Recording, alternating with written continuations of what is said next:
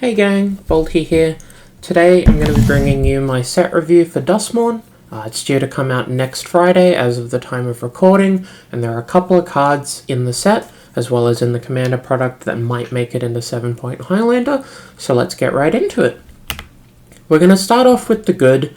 There's only a couple of categories, there's only a couple of cards in this category that I think will make definitively an impact on 7-point Highlander, but there are a few printings that are quite notable, so we'll go through them first. To start off is Demonic Council. The easiest way to think about this is to ignore the top line of text, search your library for a demon card, reveal it, and put it into your hand, then shuffle. If you're looking for a demon so that you can reanimate it, you're also going to have to get it from your hand into your graveyard, and it's just a couple of too many steps. Realistically, the fact that we have access to Entomb and it's not pointed at the moment, you're not going to be searching for demons very often. The main part of the card is that if you have Delirium, it's just a demonic tutor. Not every deck that can make Delirium is going to want this card, and I think that's a really important disclaimer for people when evaluating this.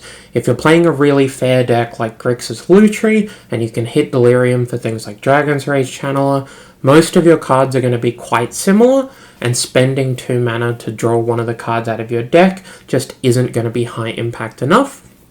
However, there are exactly 2 decks in the format that I think will benefit from Demonic Council the most.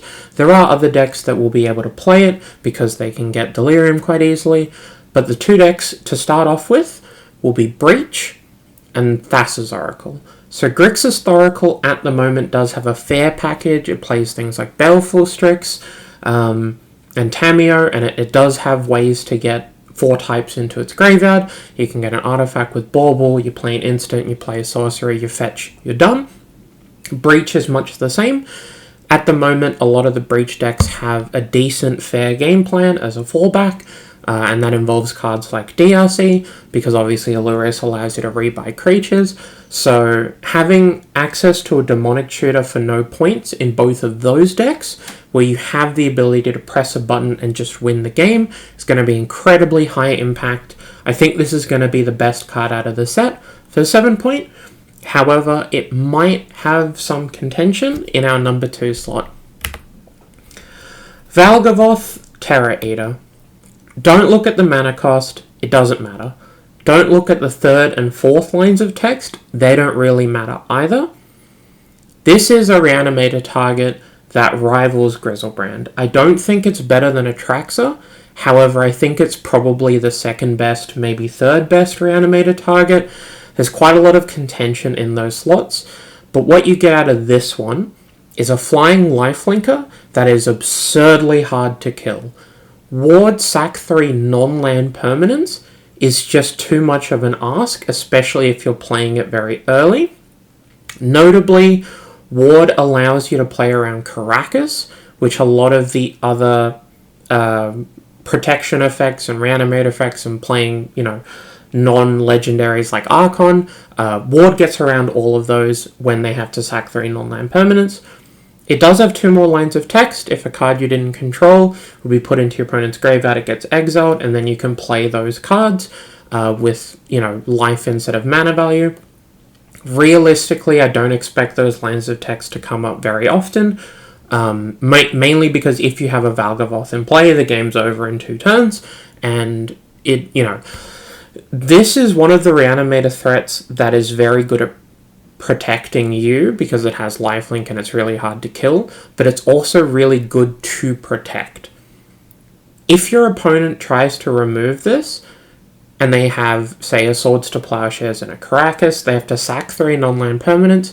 Maybe they can sack some mana dorks and, some tokens or something. If you can then counter the Plow, they're going to have to rebuild that presence in order to get it off the board with the Caracas. So against fair decks and most decks that are hoping to interact with the graveyard, their only recourse is to interact with this while it's in the graveyard, just like every other reanimator threat. But if they don't, they're just dead.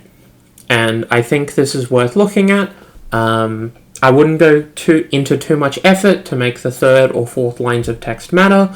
and I definitely wouldn't be playing Demonic Council, so you can search for this because it's a demon. You should just be playing this as a big, dumb, life-linking meatball and win the game. Up next is Untimely Malfunction. So this is a very interesting modal spell, and I think it's going to show up in a lot of sideboards that don't have don't have easy ways to dedicate slots to different kinds of matchups, or sideboards that have a flex slot available to them. So for 2 mana, you get 3 modes to choose from. You get a Shatter, you get a Misdirection, and you get a Falter variant, where your opponent can't block with some of their creatures. It's interesting because out of the 3 modes, you're very, very, very unlikely to run into a deck where all 3 modes matter. The odds that your opponent has creatures that they're trying to block with, and spells they're trying to target your creatures with, and artifacts that you want to blow up is low. It's not 0. There are definitely some builds and some mid-range decks where this will come up. But realistically, the reason this card is so good is that in every single matchup that you would board this in for one of its modes, 2 out of 3 of its modes are going to matter. If your opponent is trying to play artifacts and play a combo deck, the Misdirection mode helps you counter something in a counter war. So if you're an Is It, for example, they play a spell, you counter it, they counter back, you can redirect their counter spell to the original spell, and you can get through that way. And that is stapled onto a Shatter. If your opponent is trying to block, and is also playing Equipment or Birthing Pod, and you're trying to push through damage in like a red-white X mid-range deck, for example, that could be playing this card, then the Shatter mode and the Falter mode will come up, and on top of that, you get to free roll the 3rd mode. If your opponent tries to Swords to Plowshares your creature, and they have a creature in play, you get to eat that spell. The spell is really unseeming. Like it's just a really cheap instant. It has a lot of words on it, and on the surface level, it kind of just looks like a Shatter variant. But I think this card is incredible, and I think you should pick one up while it's $1, because I think this should be in the sideboard of any deck that wants some of these effects and has a flex slot. If you really need your Shatter to be Brotherhood's End, or you need it to be Meltdown or Bioforce, you might not have space for this. But if you have, an extra slot where you're not sure if you want to be playing Active Volcano or the 2nd Reb, or if you're not sure if you can afford to play Misdirection in this format, then Untimely Malfunction it has a lot of text with a really low cost, and it's basically always going to be relevant when you draw it. 4th up is Metamorphosis Fanatic. This card is broken. I am almost 100% certain that this card is going to be showing up for a very long time in Highlander, and we'll go through it bit by bit. Up the top, we have 6 mana, 4 black. Not relevant, but it's a castable card. You just shouldn't be casting it for that cost. However, if you have to, it's a more reasonable cost than, say, 7 or 8, like some of the other reanimation effects. For the creature, you have a 4/4 lifelinking body. This is enormous when we get down to the real cost, which is down below, but a 4/4 lifelinking body is a very real threat and has to be dealt with. So what if your 4/4 lifelinker also reanimated another creature? What if your 4/4 lifelinker reanimated a Sheoldred? It's pretty good, right? I would pay 6 mana to have a 4/4 lifelinker and a Sheoldred. Now you might think that if you're reanimating a card and it comes into play from the graveyard, it's probably going to have a finality counter if it has a counter on it. If you look closely, that says lifelink. This card reanimates unconditionally with lifelink. So if you reanimate a Gurmag Angler, or a Tasiga, or a small Murktide and then start eating your graveyard, or a Psychic Frog, you get an absurd power play for 6 mana. Now, you're probably asking yourself, Volty, why are we talking about this 6 mana card? If I reanimate it, I can reanimate another creature. Whoop-de-doo, I get a 4/4 lifelinker. To kick on to all of the other text of this card, it has 2 mana as a miracle cost. Now, miracle, for anyone who doesn't know, basically if you draw this card and it's the first card you've drawn for the turn, either during your draw step or a cantrip in your opponent's end step, you can reveal it and pay it for a different cost. If you naturally flip this at any point in the game, you get 2 mana, 4/4 lifelinker, reanimate something from my graveyard, give that lifelink. That is almost completely unbeatable. If you reanimate a Tarmogoyf, if you reanimate a Barrogoyf, it already has lifelink, it doesn't matter, you get a big extra threat. If you reanimate a Troll of Khazad-dûm that has lifelink, an Oliphant that has lifelink, a Generous Ent that has lifelink. It's not a beatable play for any mid-range deck or any fair deck. Then you can staple on the fact that this format has ways to stack the top of your deck for Miracle. You have Sensei's Divining Top, you have Brainstorm.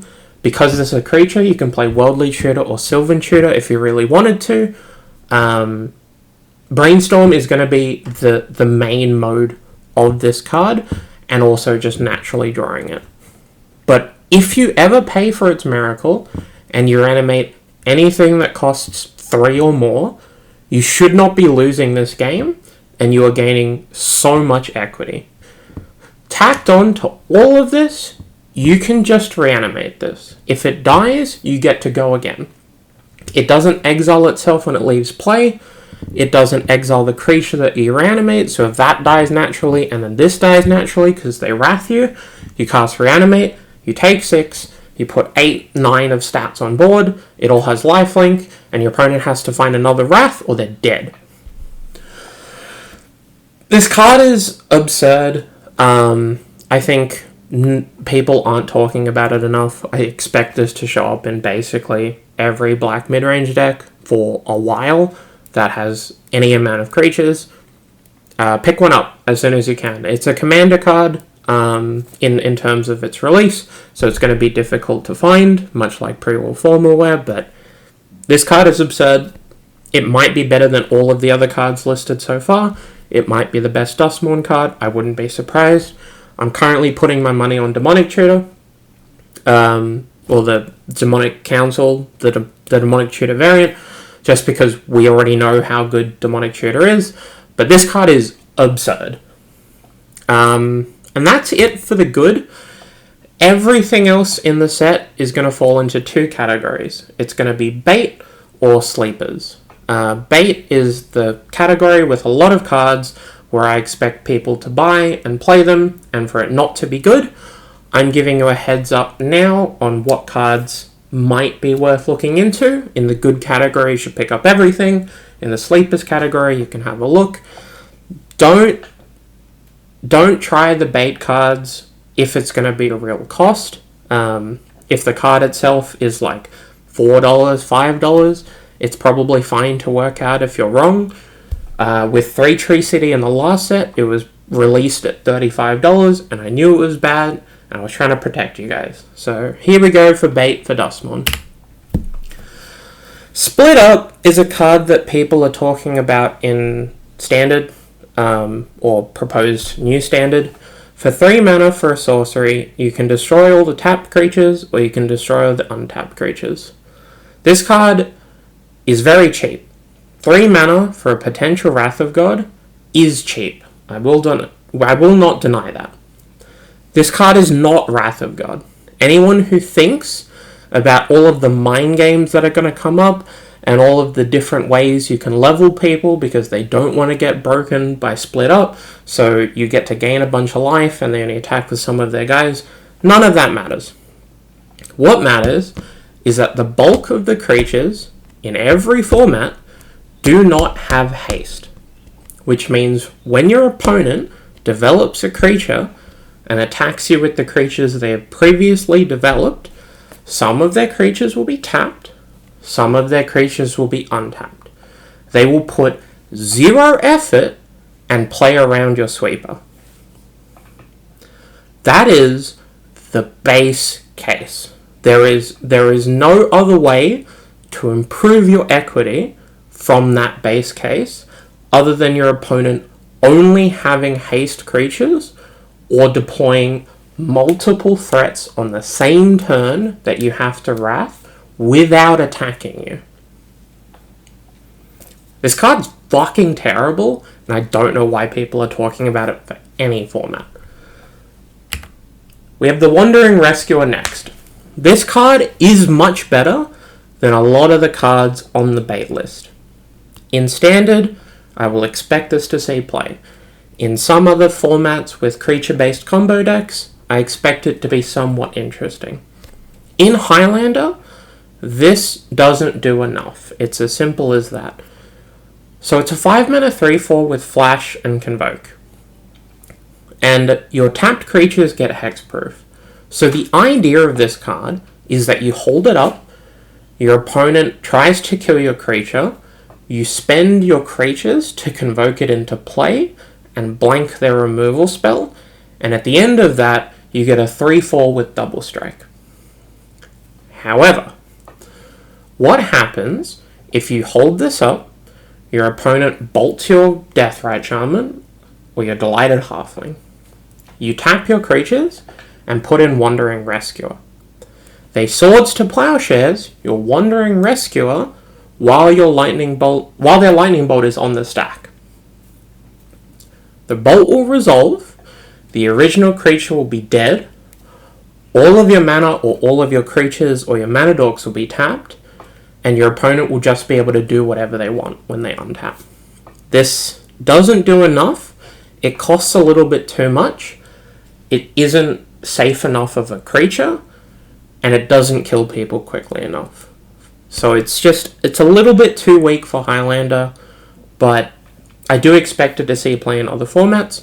Just don't think about Magical Christmas Land, where you get to protect your Nadu from their thing, and you win the game, because a 5 mana, even if it's a Convoke spell, 5 mana is still 5 mana. If your mana dorks tap for mana, that doesn't actually help you with Convoking. You're still tapping your mana, and 5 mana is a lot for what is a glorified, protection spell. That doesn't always work. So I think it's okay. I don't think it should be played in Highlander. But we'll get moving. Don't make a sound. I haven't seen too much chatter about this. However, it has been non-zero. And what I've heard about this card makes sense. And why people are thinking about it makes sense for each format. When you play a card like Spell Pierce, or Quench, or Mana Leak, the fail case is that the game will go long, your opponent will have too much mana, and they will be able to cast a spell and pay for your counterspell. So the reason that people are thinking about this card is that even if they have the ability to pay for your counterspell, you get to guarantee you eat their 2 mana, and you get Surveil 2, which is a real upside. Surveil 2 lets you try to draw into an answer for the thing that they're casting and is now resolving. So, as a fail case on a Quench variant, Surveil 2 is pretty good because it also eats that 2 mana. That doesn't make this good enough. It's as simple as that. Your opponent will pay 2, you'll Surveil 2, and the spell that they wanted to resolve is resolving. It's not good enough. I expected to see some play, probably quite fringe play. I do not expect it to do well. The Mind Skinner. People love milling people. This is just not a good card. It's as simple as that. Yes, there are 900 wacky combos that you can put with this card that will win you the game. You can play Insult to Injury, you can change the replacement effect, and this will do 20 damage and it'll be unblockable. This is a 3 mana creature that has to untap, has 1 toughness, is legendary, and costs blue, blue, blue. Don't play this. Just don't. This is unplayable in every format, including limited, probably. But it might be okay in limited. I'll get back to you on that. Blue, blue, blue is very difficult to justify. Came back wrong. This card's pretty simple. It's a 3-mana sorcery speed removal spell, and if you killed something that has an ETB, you get a copy of that ETB, and then maybe you can do something with the body. You know, maybe you can attach a skull clamp to it or sacrifice it in some other way. It's a 3-mana sorcery removal spell that doesn't hit anything except creatures. Don't play this. Unstoppable Slasher. People have put this card, or the image of this card, into the Discord. It's not good enough. Magical Christmas Land, you hit them with it, they take 10, and then you have this thing that if it dies, it comes back, and then if it lives for those 2 stun turns, it can attack again. It has death touch, so it can just be blocked. It's a 3-mana 2/3 that has to untap, can be exiled, and will not impact the game by the time it comes back. This card is terrible. On top of that, you can also just, like, take the 10 and then play a Thassa's Oracle in a Demonic Consultation and win the game. This card doesn't do it. Meat Hook Massacre 2. I put this in bait because I didn't really have anywhere else to put it. I don't think it's a sleeper. I don't think it's good. I think people will probably try and play it just because it's a really flashy effect. The art's really cool. It's very reminiscent of quite a number of horror movies. I'm fairly confident this card is unplayable in every single format outside of limited. It's too slow. It doesn't do anything. Your opponent will just pay some life. And it doesn't wrath when it comes into play, like Meat Hook Massacre did. So I'm going to give this a D tier in every format, except for limited, where I'll give it a C-. Leyline of Resonance is another card I've seen pop up. Basically, it's a weird, janky combo card where if you put it into play and you play a pump spell and you play a pump spell, your opponent can just be dead on turn 2 in Magical Christmas Land. This is 7-point Highlander. People play 0-mana interaction, they play 1-mana interaction. You can't afford to actually cast this card because it costs 4 mana. Don't play it. Don't play those decks outside of Standard. And even then, they're not good in Standard. This card is just bait.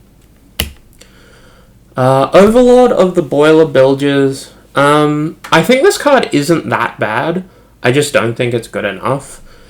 Because its impending 4 is at 4 mana, you can't really justify spending that 4 mana and killing a creature. Because 2 red, kill a creature, suspend a threat, isn't good enough. It's just not.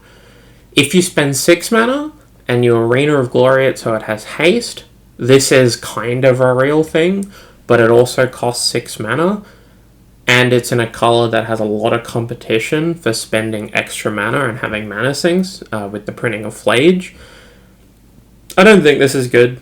I don't think it's good in basically any context. It's a lot like, you know, Inferno Titan and Begarden Hellkite, and it's just like this big dumb idiot that eats creatures.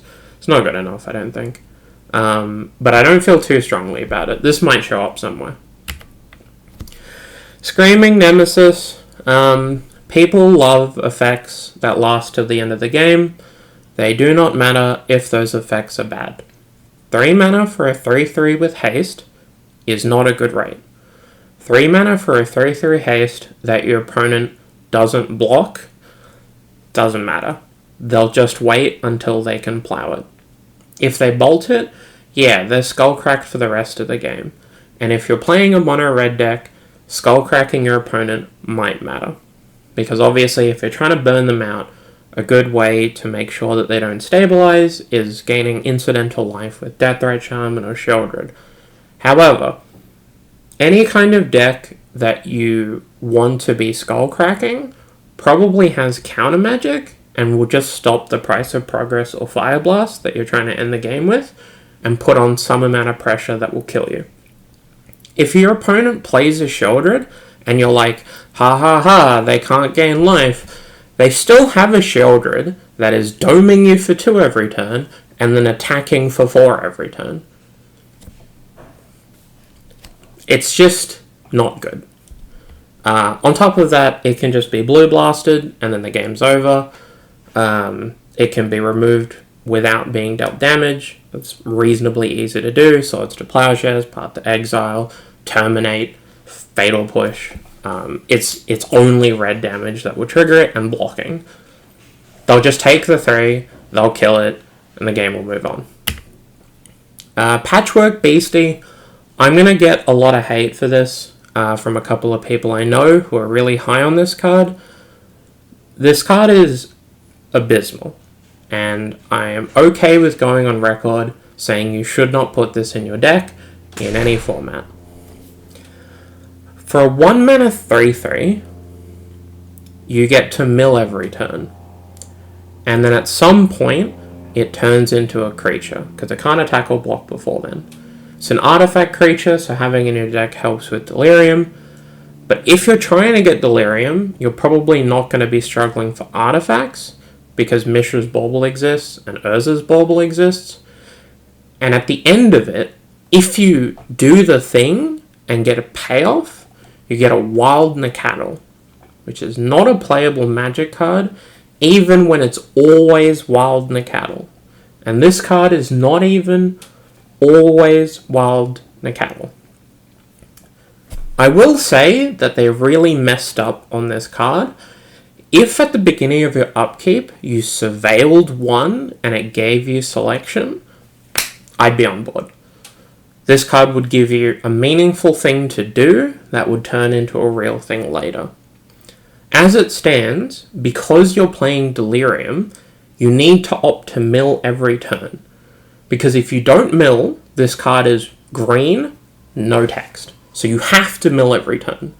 But you don't know what the top of your library is. And you could mill something that actually matters for you to have drawn, like a Thoughtseize or a Fatal Push. I'm so sad this card doesn't say Surveil 1, because it actually would have been really cool. As it's printed, unplayable. Drag to the Roots. People love cheap removal spells that aren't always cheap. This is the next one in a long line. For green and a black, you can destroy target non-land permanent if you have Delirium. If you don't have Delirium, because your opponent has played a Rest in Peace to stop your Delirium deck, and your removal spell to deal with weird permanents requires you to have Delirium, you are spending 4 mana to kill a Rest in Peace.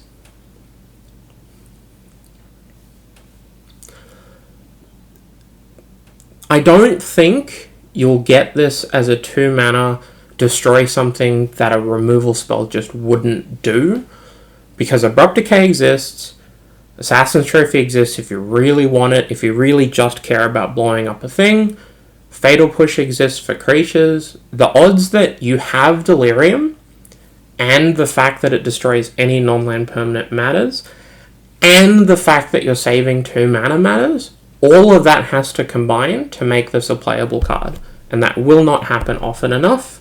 Bad. Okay. This card, I'm going to get hate for. Kaio is bait.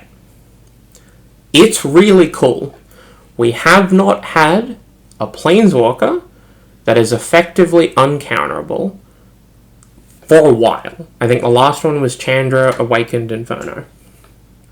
Ninjutsu means that you can put this in when you've met the condition and you're not putting a spell on the stack. Ninjutsu just puts it in, tapped and attacking. That's really cool. Having a Planeswalker that can't be countered is cool. It is not good enough because of the rest of the text. If you don't have a creature, or if your opponent blocks your creatures, you have to spend 4 mana for a 4 mana Planeswalker that doesn't innately have haste. So if you play this, it's a creature when it comes into play. it still has summoning sickness. You can't just attack with it. It's also a 3/4, which is like fine. I would much rather pay the extra mana and ninjutsu in a Fallen Shinobi. But for the effect, ninjutsuing an uncounterable planeswalker is quite good, especially when it has hexproof and it can't be removed, and you get your 3 damage in. Blue and black is not a color combination that cares too much about incidental damage, so the abilities have to be really good for this planeswalker. +1, you get an emblem with ninjas you control get +1/+1. This is good, because if your Kaito lives, it keeps getting bigger, it keeps cracking in, it does a bunch of damage. There aren't that many other ninjas that are playable in 7-point Highlander, so you're probably going to struggle to get value out of that. If you play it and Surveil 2, you're going to draw a card because the Kaito cracked in for 3 and you'll be fine. So you get to Surveil 2 and draw 1 for 3 mana. The issue with all of that is that it's really hard to protect Kaito the turn after you attack with it. So when you put it in, it's a 3/4 ninja, it has hexproof, basically unkillable and uncounterable. But none of its abilities, for the first 2, interact with the board. You've also just removed one of your creatures in order to put the Kaito in. You've had to ninjutsu one of your creatures back to your hand. So you can't block with that creature unless you redeploy it, but then you have to have spare mana, and you had to have ninjutsu'd it in, and your creatures had to get through. So in order to facilitate this, it's -2 is tap target creature, put 2 stun counters on it, which does increase the likelihood of your Kaito untapping. However, if you do that, your opponent's spare creature, if they have one, will probably kill Kaito because now he's on 2 loyalty. Or any of the burn spells that people play will kill Kaito because he has 2 loyalty now. So realistically, there's a lot going on with this card. There's a lot of lines of text and a lot of internal synergy.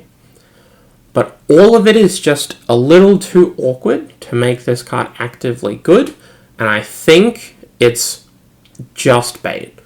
I'm happy to be surprised because I think it's a really cool design, and I kind of want an excuse to put ninjas in my deck in Highlander, but I'm pretty sure this card is just bad. Marvin Murderous Mimic. This card has seen some spoiler tag stuff. People are talking about it because of Necrotic Ooze, which is obviously the most close comparison. Having an activated ability that is worth using and worth comboing with on a creature in your graveyard is very, very easy. All you need to do is play Entomb or Faithless Looting, put a Grizzlebrand into graveyard, job done. You get to draw 7. Having an activated ability of a creature on the battlefield is much harder. On top of that, you need to have the activated ability of the creature that you want on a creature you have in play, which means you've either reanimated it or you've hard cast it because it's a normal creature. You then need that creature to have summoning sickness so that you can use Marvin, because otherwise you could just use that creature. So the requirements for Marvin to do anything are that he is not summoning sick, the activated ability of the creature that you want requires tapping, because otherwise you could just use it. The activated ability of the creature that you want is on a creature that is summoning sick, and for them both to live during that sequence. If you put the creature on the stack and they kill Marvin, your house falls down.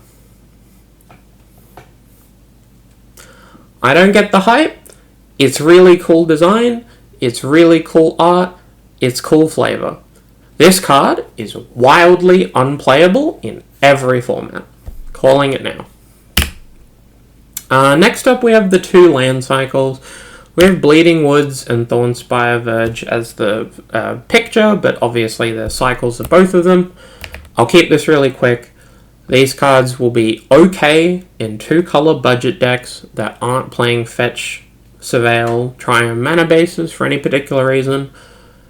They are unplayable outside of that context. That's it. Simple as. Valgavoth, the baby version, Har of Souls, is another card in the bait category. This card looks really cool, and it has a lot of text, but it's just not good. So it has flying, and it has ward, pay 2 life, and whenever they take 2 damage, it gets bigger and you draw a card. So the obvious play pattern is you play it, you attack with the creature you played just before that, it hits them, you draw a card. On their turn, they try to kill your Valgavoth, it ward triggers, you draw a card. You've spent 4 mana, and you've drawn 2 cards, and you've dealt some damage to your opponent. Whoop-de-doo. This card is too slow and too bad for every use case of it. Simple as that, nothing too crazy. Deluge of Doom is actually a card that I will probably try to make work in some 8-point decks as a sideboard option. It is too much weaker than every other Wrath that there is. The main thing that I think is interesting about this card and why it might see some use is that if you have a Tarmogoyf in play and you have the card types, your Tarmogoyfs will always live because they will shrink by X and have X+1 types. That is the only interesting thing about this card. Otherwise, it's just a 3-mana Wrath that isn't always a Wrath and that sometimes doesn't do anything because your opponent is eating your graveyard. Not good. Into the Pit is, I think, the last card in the bait category. This card's kind of cool. I don't think it's good enough. So for 3 mana enchantment, you can look at the top card and you can play spells from the top by sacking a non-land in addition to paying their other costs. It's vaguely akin to Bolas' Citadel in that you can play cards off the top by paying a cost. However, you have to pay their mana cost. You can't pay life with that. And you have to sack a non-land permanent, which isn't that hard. You can sack blood tokens and treasure tokens and you can get some free value. However, it's probably just too slow and too dirtly, and it doesn't let you play lands off the top, which is a pretty big deal because if you play it and you have a land drop stockpiled for the turn and your top card is a land, it doesn't do anything. So it's in the bait category, but this one could do something weird. I wouldn't be that surprised. Next up is the Sleepers. So this is going to be any card that I don't think people are talking about enough, or that I think has some potential use case in Highlander. A lot of these cards are very niche and will only really appear in like 1 or 2 decks. However, there is a use case for all of these cards. Some of them are just slight upgrades or strict upgrades to existing cards, but most of them are just kind of like weird cards that might be okay. So we'll see. First up is Dollmaker Shop. So if you don't know how enchantment rooms work, basically it's a split card. You can play either half and you get that half, and then at any point in time you can pay the mana cost and you can get the other half as well. So it's kind of like the Fuse split cards from Return to Ravnica, I think it was, where you get the option to play both halves. But you're realistically just playing one of these halves, and the other half is a kicker. So in this instance, we're paying 2 mana to get an effect that says whenever one of your creatures attacks, you get a 1/1 artifact token. This card is kind of interesting because the 1/1 that you get is an artifact creature token, and it's a really cheap effect, like 2 mana to turn your creatures into small Goblin Rabble Masters and giving you extra guys is pretty cool. Notably, it says 1 or more, so if you attack with 3 guys, you get 1 token, not 3, which I misread the first time I read it. But it gives you an artifact creature, which helps with things like Arcbound Ravager and Steel Overseer, and for that effect, you get a flashback or a kicker or whatever you want to call it, where you can spend 6 mana, and all of your creatures become massive. If you have any number of creatures in play that is a reasonable amount, if you have 4 or 5, all of them become XXs, and you should just blow your opponent up. That effect is not good in Highlander. Paying a lot of mana to make all your creatures big is not a good effect unless you're doing it very cheaply. But actually paying a lot of mana is not good. Paying 6 mana for this is not good. Paying 6 mana when you have 6 mana spare on a card that you've spent 2 mana on which you actually wanted to play is good. So I wouldn't be surprised if this card shows up in some kind of white-based affinity or artifact aggro deck. It's interesting enough that I think it might show up as a niche sideboard option, and that's why it's the start of our Sleepers category. Next up is Enduring Innocence. This card is pretty boring. It's basically a Mentor of the Make variant, where if you have a small creature come into play, you draw a card. Notably, this is different because Mentor of the Make requires you to spend mana to draw cards, and a lot of those other effects are like kind of medium. But Enduring Innocence is interesting because it has lifelink, and because if it dies, you get it back as an enchantment, which is a lot harder to kill. The main issue with the card that I have is that it triggers once per turn, and it's a pretty restrictive cost, and it has to die to come back. It can't just leave the battlefield. I don't expect this card to be good, but it probably has a home somewhere, so keep an eye out on it, I guess.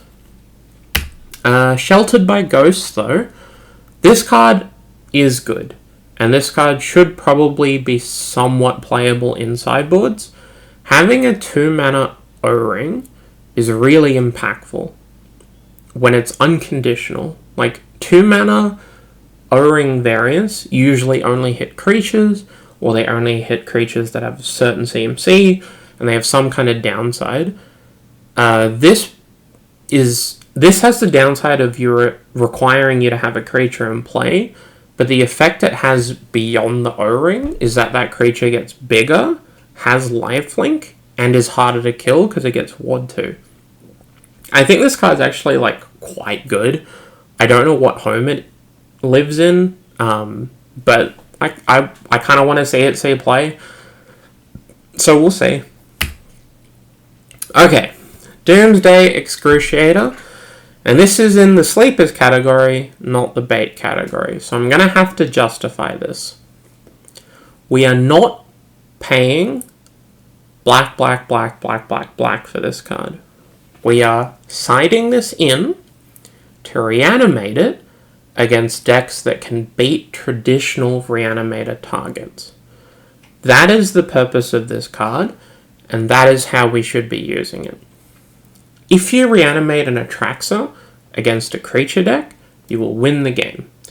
If you reanimate any kind of big life-linking idiot against a burn deck or an aggro deck, you will win the game.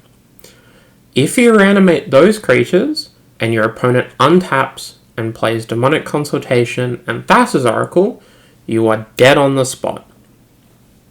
This gives you an out to those scenarios. If your opponent has to dig for some portion of this effect, of their combo that will kill you, if you reanimate a big thing and then just let them untap, this gets to nuke a large chunk of their graveyard and gives you the out of maybe winning the game because they can't put their combo together.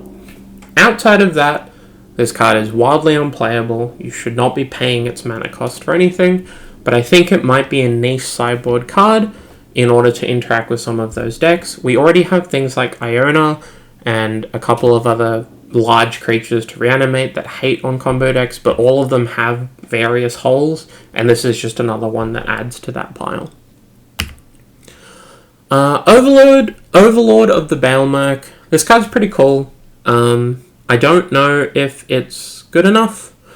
It's very interesting in that Impending 5 on a 2-drop is quite good, and it gives you a value creature that you can play, and you can also just pay it for 5 in the mid-game, mill 4, and then draw a card.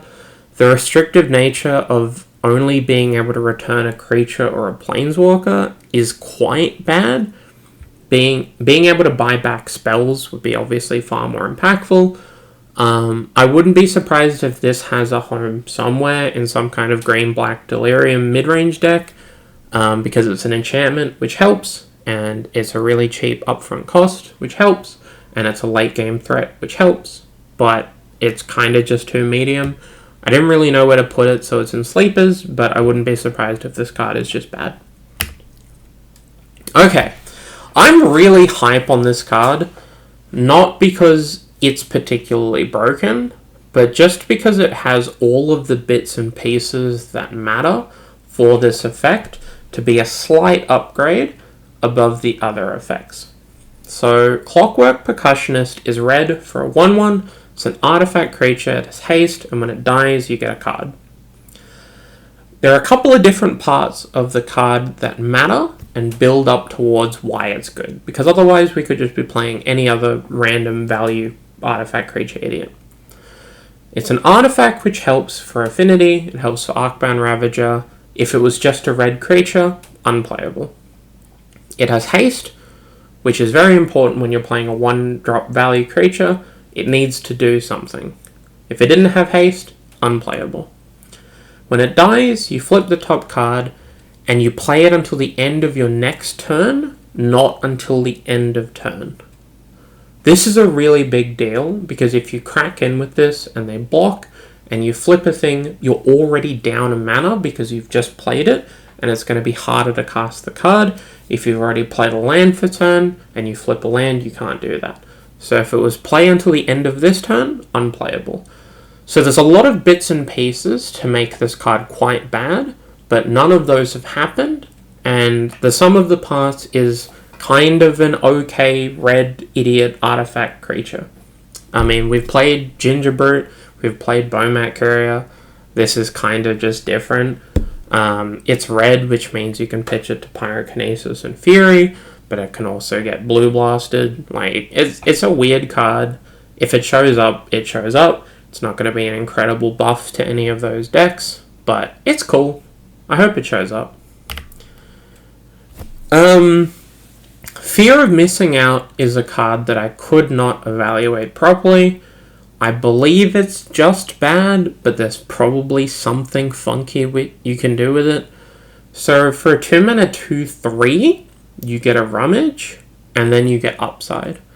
So a 2-mana 2/3 Rummage that has a relevant super type in enchantment is just enough that if you ignore the Delirium, this is probably still sometimes okay. But if you ever do hit the Delirium and it attacks, an extra combat phase for 0 mana is a lot. Like, it's really good. It doesn't untap all your creatures, it only untaps one of them, and that is very notable. A lot of the additional combat phases untap all your creatures. However, if your creatures have Vigilance, or if you need to attack with some creatures to get through the small things, and then attack with your other creatures because you've cleared out the small things. For example, if you attack with this and Broadside Bombardiers, and then chuck something at the blocker and untap Broadside Bombardiers, the next time you attack, you can attack with the big thing that you've held back, and you can then chuck it. You can also chuck something with Broadside Bombardiers so that Broadside gets through, because it has Menace and they have 2 creatures. You attack with this and Broadside, you chuck this somewhere, so Broadside gets through, and then when it attacks again, you can go upstairs and make sure that your damage works. This is a common play pattern with Fury, where Broadsides can chuck Fury even if you evoke it, but it has to live through combat to do that. so they have to not have the ability to block your broadside. And if you need the broadside to kill one of their blockers so that it lives through combat, you don't get that. So there's enough bits and pieces that I wouldn't be surprised if this card shows up. It's kind of okay. I'll be interested to see. I've just realized I've hit like 50 minutes, so I'm going to try to do this next chunk pretty quickly. This card is fine. Don't read the mana cost or the creature. 7 mana for a 9/9 trample that draws a card when they try to kill it. All of that is flavor text. 1 and a green, discard this, reanimate a land. Restore is a spell that people have played. Life from the Loam is a spell people play. This is an uncountable version of that because it works from hand and it works at instant speed. This card's kind of scary. I wouldn't be surprised if it shows up. So we'll see. But it's like, otherwise it's pretty boring. The 7 mana kicker is just not going to be relevant, but an Uncounterable Restore is kind of cool. Ballast Worm is just another one of these green trample haste idiots. This is notable because it can't be countered. It has trample, which not all of the haste green creatures do, and if they wrath you, it's pretty easy to hit them for another 5. I don't think it'll show up outside of niche sideboard options. People aren't going to play it over Questing Beast as a Green Sun's target, but it's kind of cool, so I put it here. Insidious Fungus is the next line of the Caustic Caterpillar Outland Liberator variants. You know, the green idiot creature that disenchants. This one has a real upside in that if you don't need to disenchant something, you get to draw a card. The land tapped is less relevant. It costs 2, which is more than Haywire Might is to activate, but it's green, so you can Green Suns for it. I think it'll show up somewhere. It'll show up basically anywhere where Caustic Caterpillar did, but outside of that, it's probably not going to be playable. Walking Closet is Crucible of Worlds. If you want an extra Crucible, an enchantment is harder to deal with than an artifact most of the time, and you get a 5 mana kicker where you get to do a thing. Really notably with this card, you can't play lands from a graveyard. It's not just Yawgmoth's Will, and you can play spells, which is good, but you can't play lands from a graveyard, which is bad with something like Fast One, for example. This card is really boring. If you want an extra Crucible, go for it. Otherwise, don't rely on Forgotten Cellar like doing anything cool. Ghost Vacuum. I think this card's probably good enough. This should not be replacing Soul Guide Lantern or Relic Progenitus or Nihil Spellbomb, but this can replace Unliced Hearse or Agatha's Soul Cauldron if you're in the market for that. 6 mana sacrifice to reanimate everything you've been eating and giving them flying counters and getting a bunch of ETBs. They're 1/1s, but that's probably not going to matter. It's a nice bit of free roll text on a 1 mana artifact that is just nugging graveyards.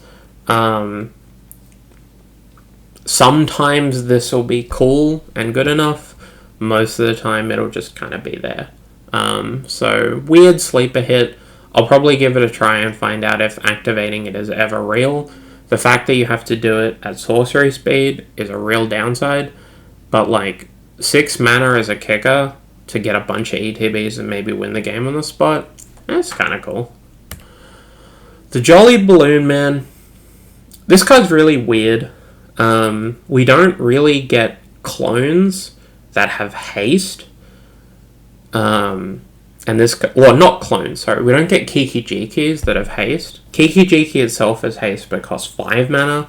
Fable has Summoning Sickness, and a lot of the other variants have Summoning Sickness. This is a 3 mana 1/4, which is kind of hard to kill. And then you can make copies of stuff. Notably, it's different to some of the other effects because it can copy a legendary creature. It'll die immediately due to the legend rule, but you will get an ETB trigger if your legendary matters.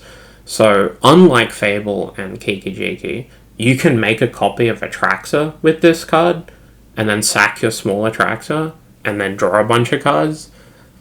That's kind of cool. It activates at sorcery speed, and it costs mana to activate, and this is a 3 mana 1/4.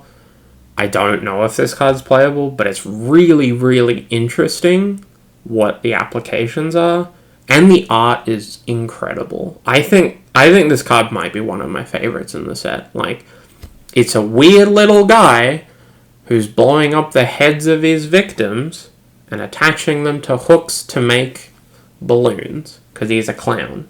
Get it? Like, I like this card. I think it's really sweet. Roaring Furnace is up next. This card's really boring. For 2 mana, you get a bad removal spell. For 5 mana, you get a value card. This is kind of like Keranos or any of the other big 5 mana enchantments that you can play in, is it? That draw you cards. It's nice that this is a kicker on a 2 mana removal spell. It's bad that that removal spell is at sorcery speed and isn't unconditional. Maybe it'll see some niche sideboard options to win mid-range matchups, but otherwise it's kind of just boring. Undead Sprinter. This card's kind of cool. You can cast it from a graveyard and it gets bigger and not bigger and bigger. It gets bigger, which is nice, and it has Trample, which is very notable. A lot of the haste creatures that can reanimate themselves and a lot of creatures that can reanimate themselves can't block. This can. It has haste, and it has Trample for that haste, especially when you're making it bigger. I think this card might be quite good and should be showing up more than it does. It has all of the bits that it needs to actually be good. The fact that when you cast it, a non-zombie has to die, which is important, because if you're playing this and you're playing zombies to make it bigger, then you're reducing the chance of it bringing it back. However, it doesn't have to be a non-zombie creature that you controlled. This is really important. If you bolt your opponent's creature, you can cast this card, and it'll be a 3/3 trample with haste for 2 mana. That's pretty good. So I expect this card to see some play, and I think this might be one of my biggest sleepers, where I just don't see anyone talking about this card, but it has a lot of good text, and it doesn't have any of the bad text that normally comes up. Wildfire Wickerfolk. It's a 2 mana 3/2 with haste. It has 2 creature types which is relevant, and if you have Delirium, it's a 4/3 with trample and haste. This card's really scary in my opinion. It's like quite easy to just kill people with this. It's in red and green, which are 2 of the colors that do enjoy Delirium and do have easier ways to make Delirium.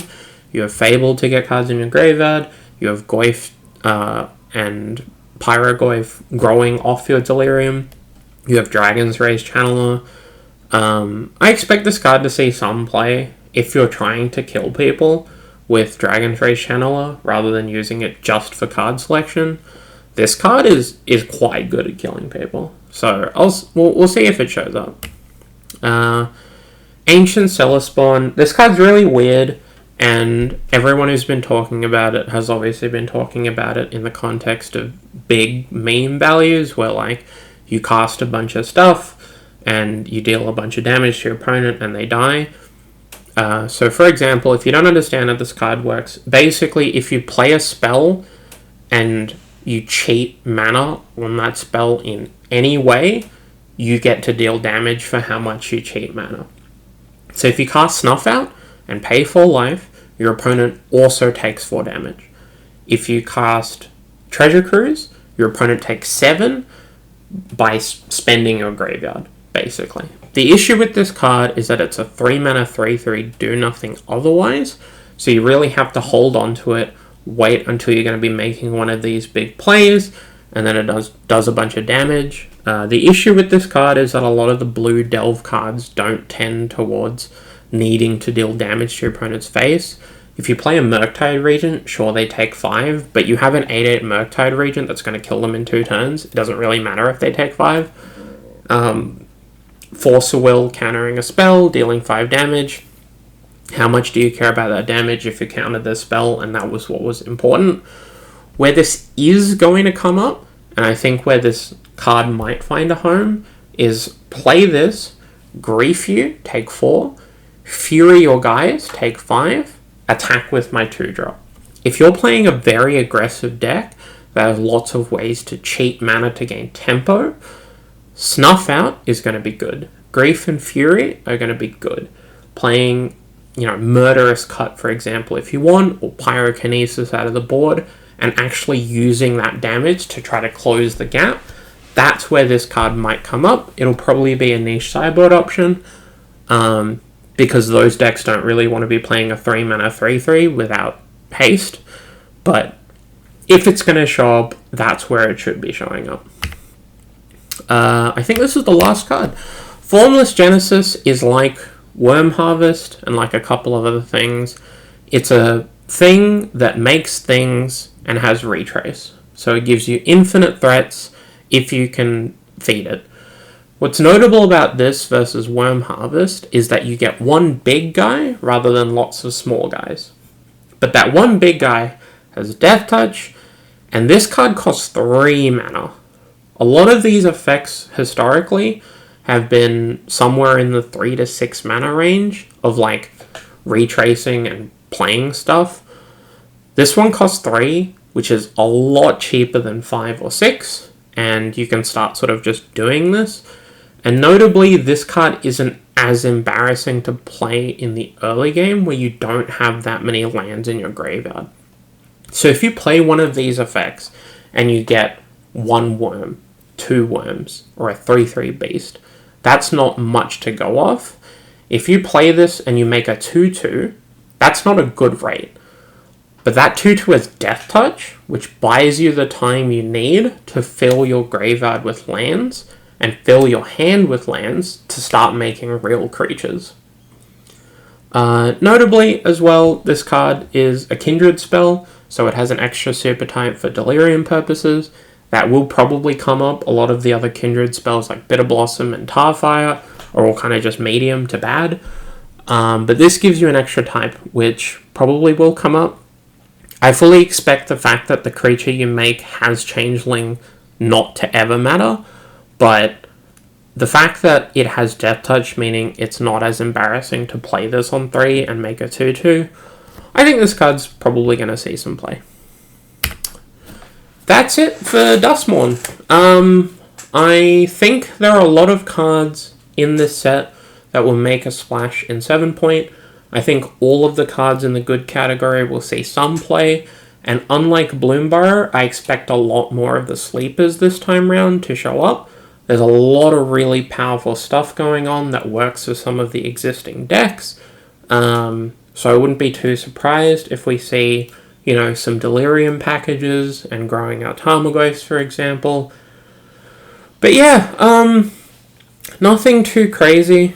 Keep an eye out for the next set, but otherwise, I don't expect this format to break Highlander, and I don't expect it to spawn any new archetypes, but I think some minor adjustments in existing decks probably will occur, and I think that's the most you can ask for out of a standard legal set.